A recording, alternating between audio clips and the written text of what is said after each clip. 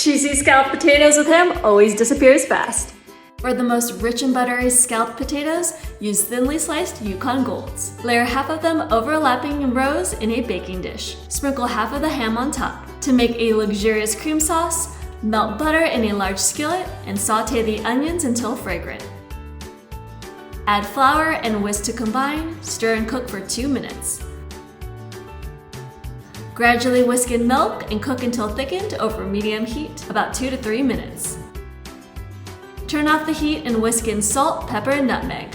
Then add 1 cup of cheddar cheese. Spread half of the cheese sauce on top, then sprinkle half cup of cheddar over the sauce. Layer the remaining potatoes, ham, and cheese sauce. Bake at 400 degrees until the potatoes are tender, about an hour. Garnish the potatoes with freshly chopped chives right before serving. This is the ultimate comfort food.